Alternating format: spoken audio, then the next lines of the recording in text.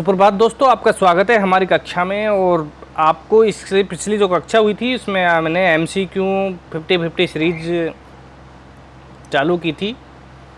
एक नई मुहिम अपन लेके आए थे कि MCQ जो मोस्ट इम्पोर्टेंट क्वेश्चन है, बहुविकल्पी क्वेश्चन जो पिछली परीक्षाओं में आए हुए क्वेश्चन है, और उसका 50-50 सीरीज में आपको समझा रहा था। 50 क्वेश्चन उसके हो चुके थे। आज अपन पार्ट 2 देख रहे हैं और पार्ट 2 में अपन 51 से देखेंगे आज। तो 51 क्वेश्चन इसमें है,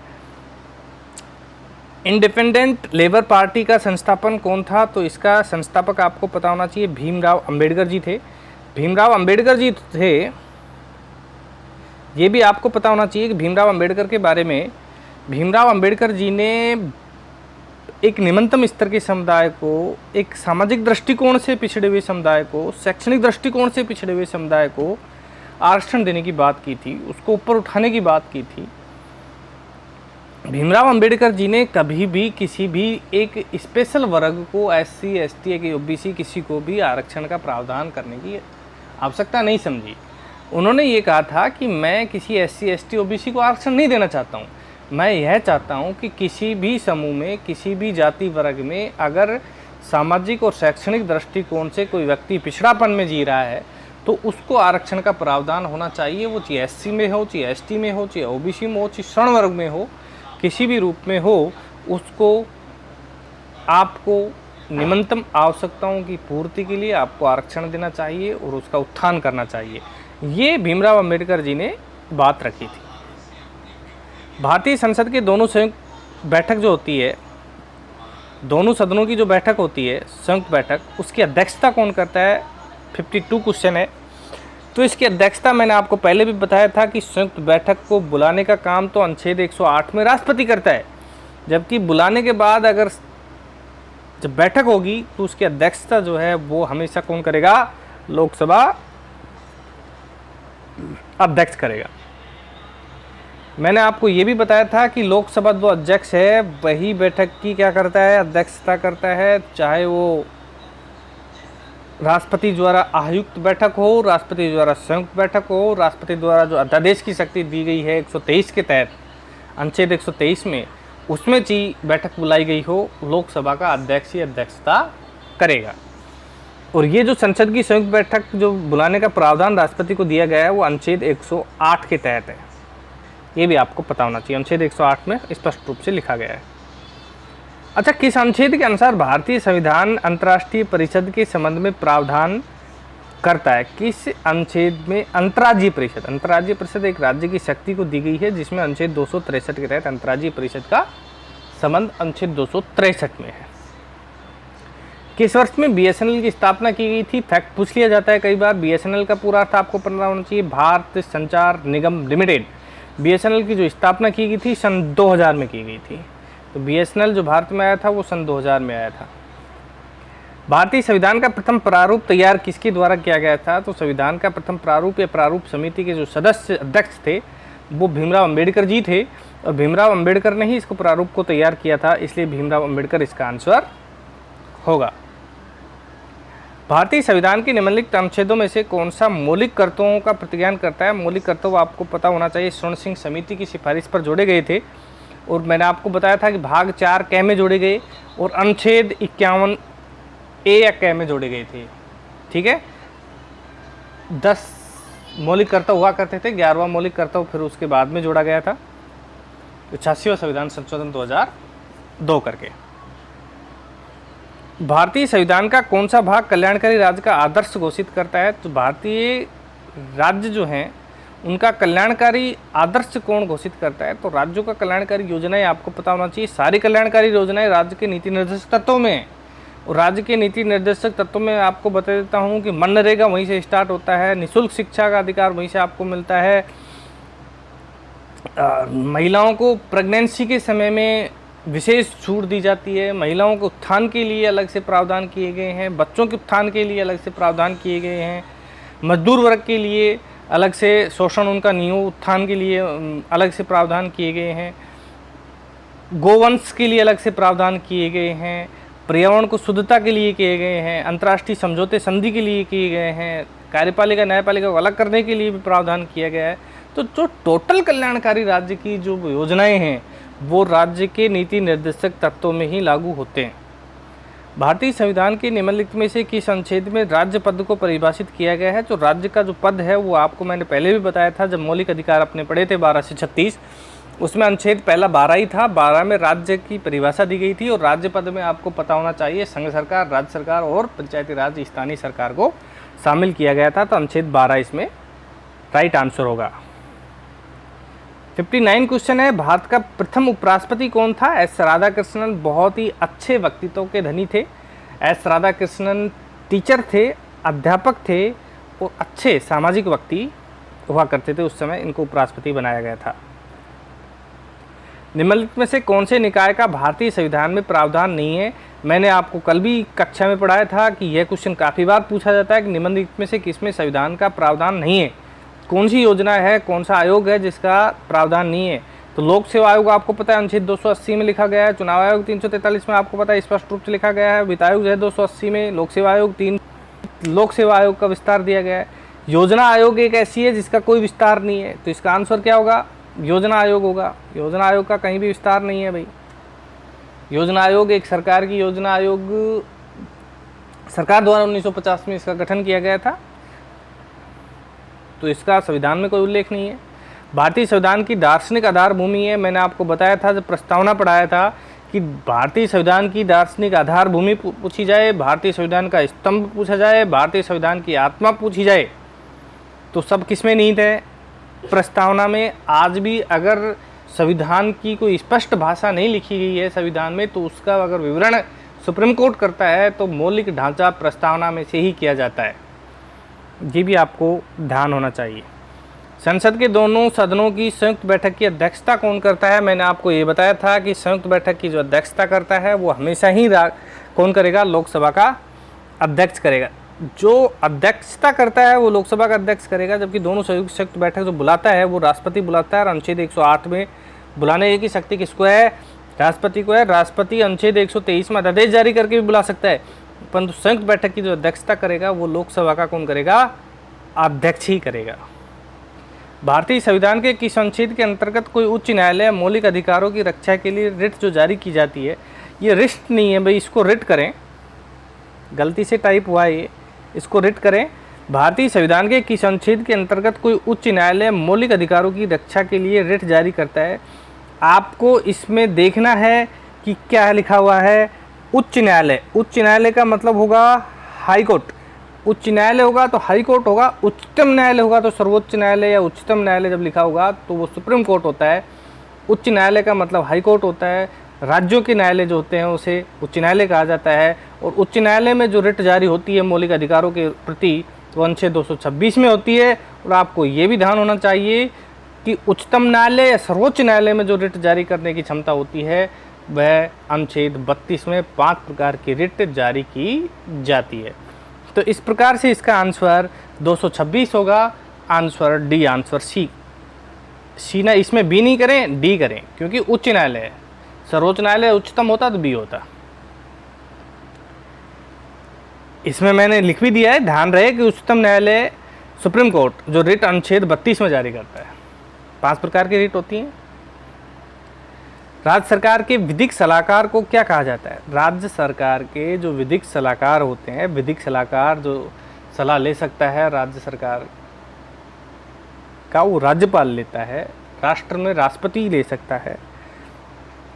तो अटॉर्नी जनरल महाधिवक्ता, अटॉर्नी जनरल 165 में उधर क्षेत्र में अपन पढ़ेंगे, जब संघ सरकार पढ़ेंगे उसमें अपन स्पष्ट रूप से अनुच्छेद क्षेत्र में लिखा हुआ है महान्यायवादी की स्थापना की जाती है। शायद श्री दुबे हैं वर्तमान में महान्यायवादी। तो इस प्रकार से अटॉर्नी जनरल जो है महाधिवक्ता वो 165 में राज्य सरकार की विधिक सलाहकार होते हैं। हाँ, मैंने इसमें ये एक विशेष लिख दिया है, ध्यान रहे आपको कि इसे राज्यपाल किसी उच्च न्यायालय के न्यायाधीश की योग्यता रखने वाले व्यक्ति को नियुक्त करता है।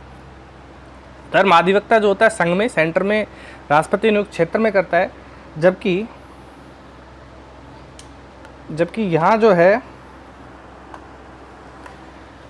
अटॉर्नी जनरल की जो है 165 में राज्य में नियुक्ति की जाती है जो राज्यपाल करेगा।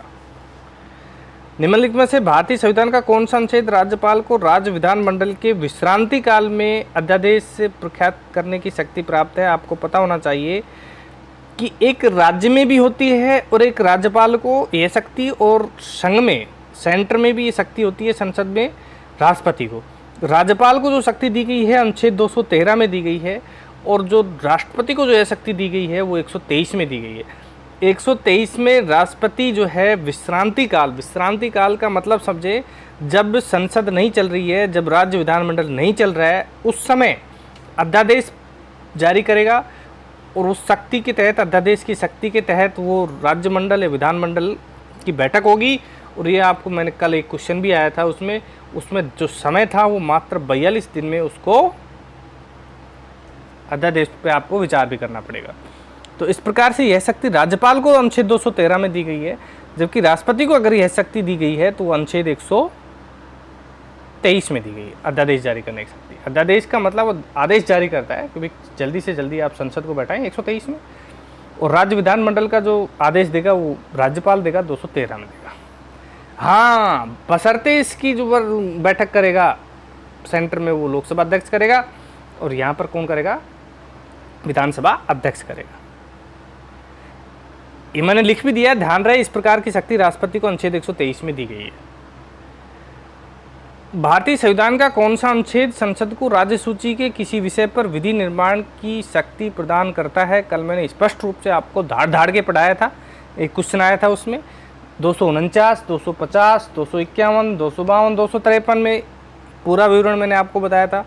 तो 249 में राज्यसभा अगर किसी विषय को राष्ट्रीय महत्व का घोषित करे तो उस पर संसद कानून बना सकता है, संघ सूची उस पर कानून बना सकती है राज्य सूची के विषय पर। इस प्रकार का यह अनुच्छेद 249 है। तो इसमें आंसर डी आंसर सही करें। भारतीय संविधान में पहला संशोधन कब हुआ था?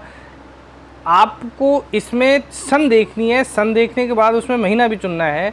तो पहला जो संविधान संशोधन हुआ था वो जून 1951 में हुआ था।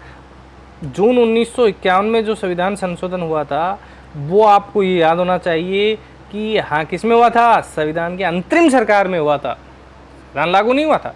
1952 के बाद में हो रहा है, परंतु यहाँ तो जून 1951 की बात हो रही है। तो कब होगा? अंतरिम सरकार में हुआ था। भारतीय संविधान की 11वीं अनुसूची निम्नलिखित में से किससे संबंधित है? तो 11वीं अनुसूची आपको पता होगा, 11वीं अनुसूची पंचायती राज को लेकर के है, जबकि नगर निगम को लेकर के जो है 12वीं अनुसूची जोड़ी गई थी। भारतीय संविधान का कौन सा अनुच्छेद सर्वोच्च न्यायालय को परामर्श क्षेत्र अधिकारी प्राप्त करता है, परामर्श देता है? वो अनुच्छेद कौन सा है? 143 है। ठीक है भाई, 143 में राष्ट्रपति किसी भी विषय पर परामर्श ले सकता है सर्वोच्च न्यायालय से। ये अनुच्छेद 143 में स्पष्ट रूप से लिखा गया है, शक्ति है उसको। अच्छा, निम्नलिखित में से किस वाद में भारतीय उच्चतम न्यायालय, देखिए ये आपको जरूर पढ़ना है भाई, उच्चतम न्यायालय ना, मूल ढांचा सिद्धांत प्रतिपादित किया था। मूल ढांचा का जो सिद्धांत आया था वो आपको पता होना चाहिए, केशवानंद भारती वाद में आया था।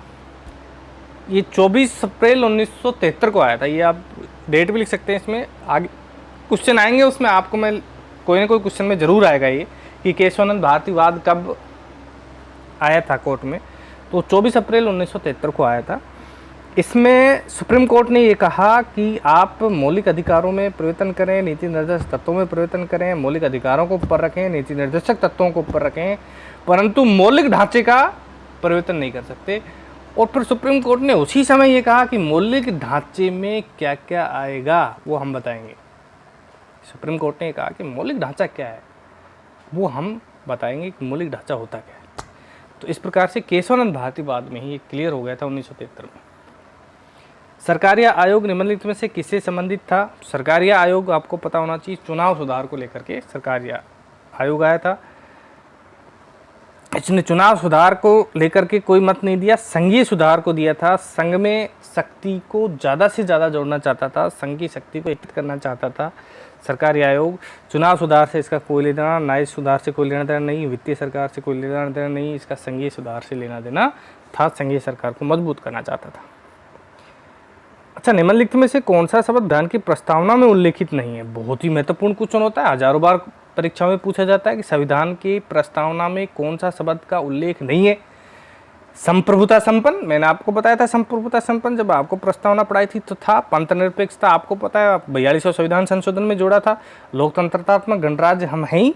तो इस प्रकार से संघीय शब्द किसी भी रूप से भारतीय संविधान की प्रस्तावना में नहीं लिखा गया है, तो संघीय शब्द इसका आंसर होगा। संप्रभुता संपन्न, पंथ निरपेक्षता, लोकतंत्रात्मक सरकार हमारी होगी, इस प्रकार का लिखा गया है। अच्छा, भारत का संविधान भारतीय संघ की कार्यपालिका शक्ति निम्नलिखित में से किसको प्रदान करता है? तो वो राष्ट्रपति करता है। भारत का संविधान जो भारतीय संघ की कार्यपालिका शक्ति आपको पता है अनुच्छेद 53 में स्पष्ट रूप से लिखा गया है, शक्ति किसमें निहित होंगी? राष्ट्रपति में। कार्यपालिका शक्ति भारत का एक राष्ट्रपति होगा, अनुच्छेद 52 में लिखा है। अनुच्छेद 53 में स्पष्ट रूप से लिखा गया है कि सभी कार्यपालिका शक्ति राष्ट्रपति में निहित होंगी। तो इस प्रकार से आपको याद रखना है, राष्ट्रपति में होंगी ये। हाँ, संघ की कार्यपालिका शक्ति राष्ट्रपति अनुच्छेद 53 में दी गई है, स्पष्ट रूप से मैंने इसमें लिख भी दिया है। आप नोट्स अगर मेरे निकालोगे तो उसमें लिखा हुआ है, इसमें लाइनिंग भी लिखा गया है कि ध्यान रहे संघ की कार्यपालिका शक्ति राष्ट्रपति को अनुच्छेद 53 में दी गई। निम्नलिखित में से कौन सा सदन का सदस्य हुए बिना सदस्य की अध्यक्ष के रूप में कार्य कर सकता है? मैंने कल भी आपको बताया था, ये क्वेश्चन बहुत बार आ चुका है, कई बार कंफ्यूज भी कर चुका है कि ऐसा कौन सा सदस्य है जो सदन का सदस्य नहीं है परंतु उसका अध्यक्ष है। कौन होगा? उपराष्ट्रपति। मैंने कल बताया था कि उपराष्ट्रपति राज्यसभा का पदेन सभापति होता है। कैसा सभापति होता है? पदेन, उसका सदस्य नहीं होता है, पदेन सभापति होता है। तो इसमें उपराष्ट्रपति करें भाई, आंसर ए सही करें। भारतीय प्रांतों में द्वैध शासन की व्यवस्था लागू की थी। द्वैध शासन के दो क्वेश्चन आते हैं। भारतीय प्रांतों में अगर द्वैध शासन की प्रारंभ किया गया था तो 1919 में किया गया था, जबकि भारतीय प्रांतों में ख़त्म करके इसको 35 में संघ में केंद्र में कर दिया गया था, उसको लागू 39 में किया गया था और उसको समाप्त कर दिया गया था प्रांतों में 1935 के भारत शासन अधिनियम में, भारत परिषद अधिनियम में। इस प्रकार से प्रांतों में द्वैध शासन की जो स्थापना की गई थी 1919 में की गई थी। निम्नलिखित में से कौन सी संस्था लोक शिकायतों से संबंधित नहीं है? लोक शिकायतों से संबंधित जो संस्था लोकायुक्त भी है, उच्चतम न्यायालय भी शिकायतों का निवारण करता है, उच्च न्यायालय भी करता है। योजना आयोग जो है वो किसी भी प्रकार की लोक शिकायतों से संबंधित कार्य नहीं करती है। आंसर बी, आंसर सी करें, इसमें बी आंसर ठीक करें भाई। भारतीय संविधान का निम्नलिखित में से कौन सा अनुच्छेद राष्ट्रपति को भारत का नियंत्रण एवं महालेखा परीक्षक नियुक्त करने की शक्ति प्रदान करता है? तो आपको ये पहले भी आ चुका है कि महालेखा नियंत्रक परीक्षक की जो नियुक्ति होती है वो अनुच्छेद 149 करें। इसमें महालेखा परीक्षक, नियंत्रण महालेखा परीक्षक की जो नियुक्ति करता है वो राष्ट्रपति करता है और अनुच्छेद 149 के तहत करता है। वर्तमान में जो महालेखा परीक्षक जो हैं वो श्री दुबे हैं। संसद के किसी सदस्य का स्थान रिक्त घोषित किया जा सकता है यदि वह सदन के बिना अनुज्ञा मतलब किसी प्रकार का उसने कोई एप्लीकेशन नहीं लगाया, ना आज्ञा ली संसद की, निम्न अवधि तक अनुपस्थित रहता है, तो उसकी सदस्यता को क्या भाई रिक्त कर दिया जाएगा, घोषित कर दिया जाएगा। अगर वह 60 दिन तक रिक्त रह जाता है, 60 दिन तक आता नहीं है, 60 दिन की अवधि में कोई किसी प्रकार का उसने पत्र नहीं लिखा है, कोई आज्ञा नहीं ली है संसद से, तो 60 दिन के अंदर सदस्य का स्थान रिक्त घोषित किया जा सकता है।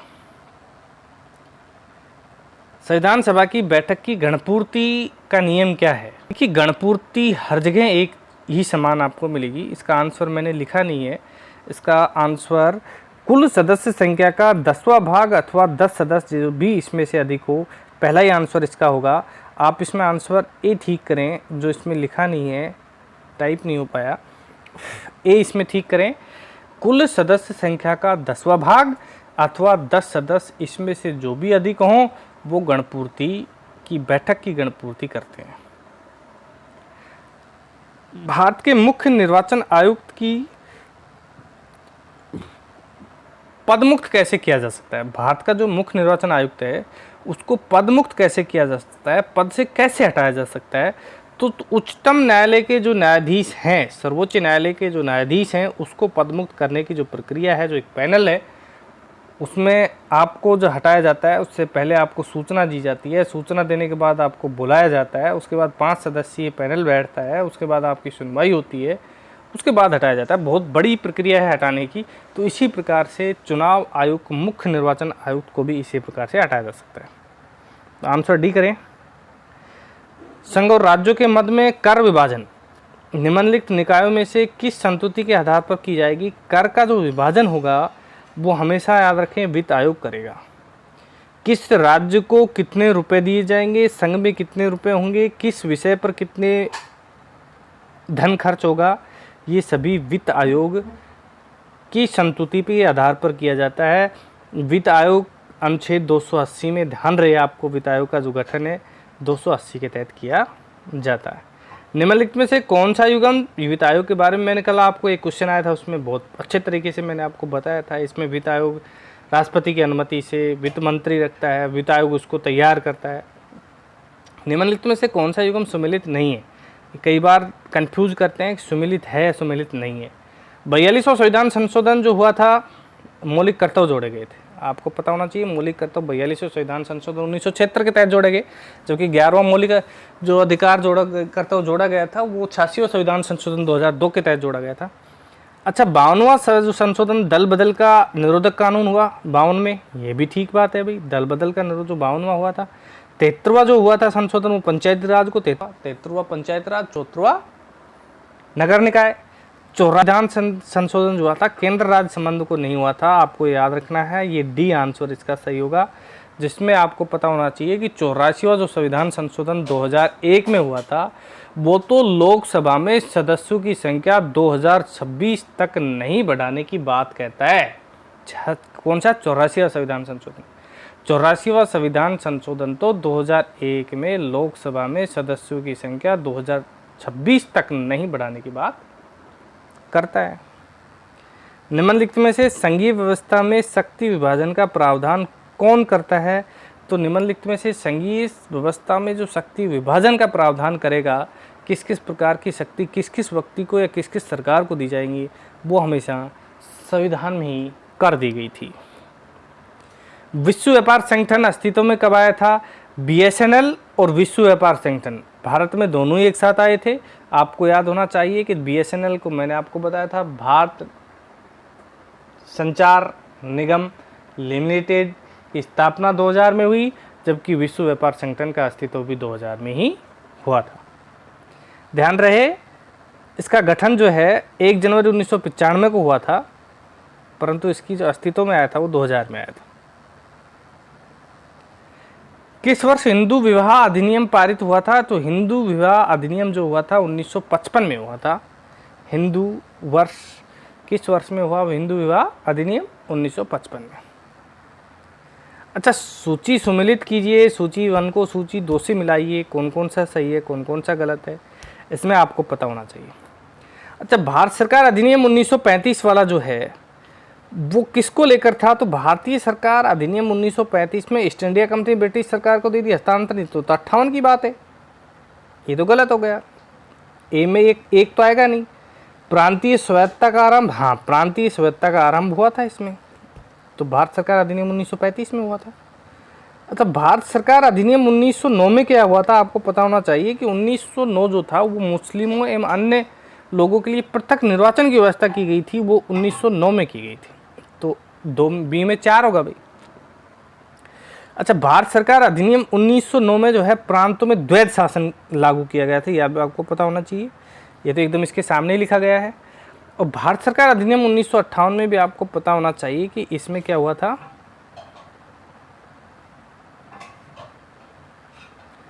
ईस्ट इंडिया कंपनी ने ब्रिटिश सम्राट को शक्ति का हस्तांतरण कर दिया गया था। ब्रिटिश ताज थी, उसने अपने हाथों में प्रत्यक्ष रूप से शक्ति को ले लिया था। मैंने ऐतिहासिक पृष्ठभूमि संविधान की उसमें पढ़ाई थी, उसमें आपको स्पष्ट रूप से पढ़ा रखा है। तो भारत सरकार अधिनियम 1935 प्रांतीय स्वायत्तता का आरंभ किया। भारत सरकार अधिनियम 1909 जो मुसलमानों और अन्य लोगों को जो है पृथक निर्वाचन का अधिकार दिया गया। 1909-1919 में जो है प्रांतों में द्वैध शासन का प्रारंभ, और भारत सरकार अधिनियम 1858 था, उसमें ईस्ट इंडिया कंपनी ने ब्रिटिश सम्राट को शक्ति का हस्तांतरण कर दिया था। इस प्रकार से इसका आंसर अपन देखेंगे तो इसमें ए में 2 है, बी में 4, सी में 3 और डी में 1, तो इसका सी आंसर ठीक हो जाएगा। जब भारत के संविधान के किस भाग में अंतर्राष्ट्रीय शांति और सुरक्षा हेतु राज्य का दायित्व सौंपा गया है? मैंने आपको बताया था कि राज्य के नीति निर्देशक तत्वों में अंतर्राष्ट्रीय शांति और सुरक्षा हेतु राज्य के दायित्व सौंपे गए हैं। अनुच्छेद 50 में लिखा गया है इसको, राज्य की नीति निर्देशक तत्व सिद्धांत में लिखा गया है। अच्छा, राज्यपाल के संबंध में निम्नलिखित में से क्या सही नहीं है? क्वेश्चन यहाँ जाके गड़बड़ा जाता है जब क्वेश्चन बनेगा कि निम्नलिखित में से क्या सही नहीं है। इसका मतलब कोई न कोई चीज़ है जो सही नहीं है और सभी सही भी हैं। उसकी नियुक्ति राष्ट्रपति करता है राज्यपाल की, सही है। क्या है? सही है। वह राज्य के कामकाज के बारे में केंद्र को सूचित कर सकता है, कर सकता है। वह राज्य सरकार को बर्खास्त कर सकता है, कर सकता है। वह राज्य सिविल सेवकों का सभापति होता है, कोई लेना देना नहीं। राज्य के सिविल सेवक नौकरों का कोई सेवाओं से सभापति कोई मतलब नहीं है राज्यपाल का। तो चौथा जो है ये गलत हो जाएगा, 3 सही हैं। तो इस प्रकार से पूछा भी यही है कि क्या सही नहीं है, तो इसमें केवल 4 सही नहीं है, तो आंसर सी करें इसमें। अच्छा, ये बताइए कि यदि कोई विधेयक के लिए राज्यपाल के पास जाता है तो राज्यपाल को शक्ति क्या क्या है? कोई भी विधेयक पारित होकर विधानमंडल से राज्यपाल के पास आया तो राज्यपाल उस पर क्या क्या एक्शन ले सकता है, क्या क्या एक्शन पुटअप करेगा, उस पर हस्ताक्षर कर देगा तो अधिनियम ही बन जाएगा, कानून बन जाएगा। तो सही है। उसे रोक सकता है, हाँ उसे रोकने की शक्ति है। उसे राष्ट्रपति हेतु अनुमोदित कर सकता है कि आप अनुमति करता हूँ, मैं आपको संरक्षित करता हूँ इसको आपके लिए, तो कर सकता है। पुनर्विचार हेतु सदन को वापस लौटा सकता है कि एक बार इस पर पुनर्विचार कर लीजिए, अगर आपकी राय बनती है कि भाई वास्तव में ठीक है तो इसको पास कर देंगे, तो ये भी ठीक है। तो इसमें उपयुक्त सभी आएंगे, तो 1 2 3 4 सारे ही सही हैं। अच्छा, ये बताओ, नागरिकता अधिनियम 1955 के अंतर्गत, जो नागरिकता अधिनियम 1955 आपने पढ़ा, भाग 2 में नागरिकता के बारे में है, अनुच्छेद 5 से 11 के रूप में मैंने नागरिकता को अच्छे तरीके से आपको पढ़ाया था। उसके अंतर्गत निम्नलिखित में से किन के द्वारा कोई व्यक्ति भारत की नागरिकता ले सकता है या बन सकता है? भारत का नागरिक बनने के लिए क्या क्या जरूरी था आपको मैंने पढ़ाया था।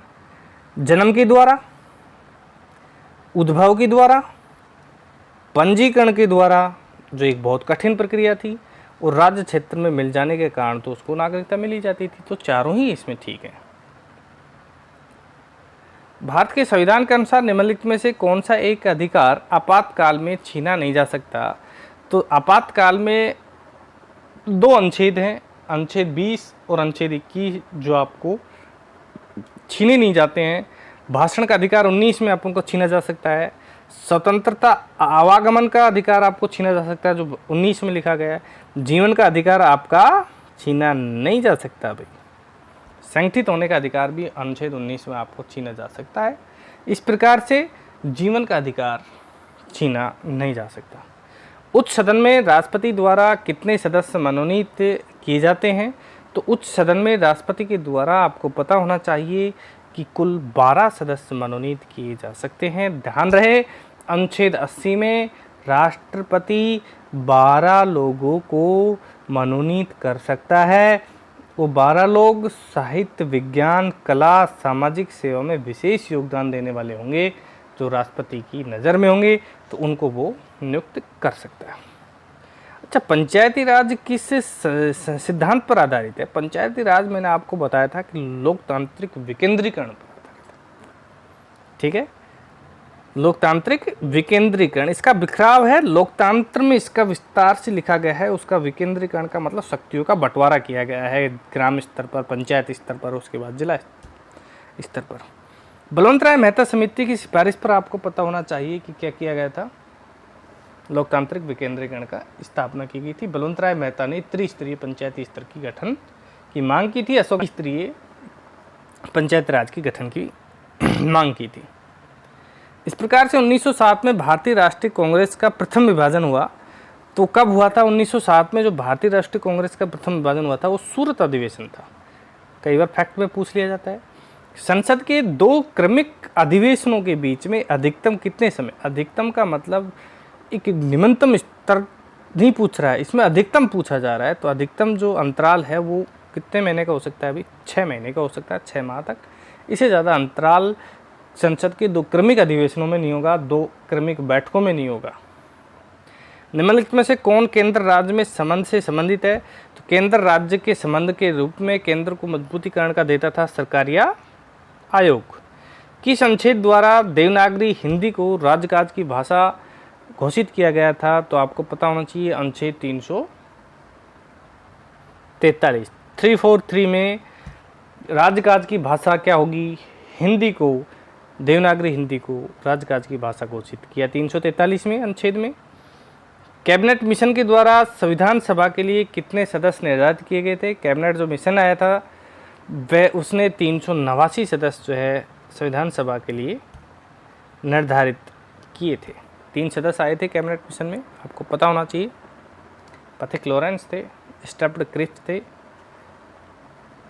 और पथिक लॉरेंस, स्टफ्ड क्रिप्स और अलेक्जेंडर। इस प्रकार से 292 ब्रिटिश प्रांतों से थे सदस्य 389 में। 93 जो सदस्य थे वो रियासतों थे, 4 प्रांतों के प्रतिनिधि थे। ठीक है, कर्नाटका है, मेरवाड़ा है, दिल्ली है, बलूचिस्तान है, इस प्रकार से 4 ठिकाने थे, प्रांत के प्रतिनिधि थे। किस तिथि को पाकिस्तान के लिए पृथक संविधान सभा गठित की गई? संविधान सभा जो गठित की गई थी पृथक, मांग तो हो गई थी जून में, परंतु उसकी जो पृथक संविधान सभा का गठन किया गया था वो 11 अगस्त 1947 को किया गया था। डी ठीक करें। भारत में मतदान करने की आयु क्या है? मतदान करने की आयु 18 वर्ष है। आपको ध्यान रहे कि 18 वर्ष तो वर्तमान में है, परंतु इससे पहले 1987 तक ये 21 वर्ष हुआ करती थी। 61वें संविधान संशोधन 1987 में इसे घटा करके 18 वर्ष कर दिया गया था। 18 वर्ष से पहले 1987 से पहले कितना हुआ करती थी? 21 वर्ष हुआ करती थी। लॉर्ड डलहौजी किस वर्ष भारत का गवर्नर जनरल बना? तो लॉर्ड डलहौजी 1948 मत करना, इसमें 1848 करना कि लॉर्ड डलहौजी भारत का जो गवर्नर जनरल बना था 1848 में बना था। आज का ये इस कक्षा का अंतिम क्वेश्चन था।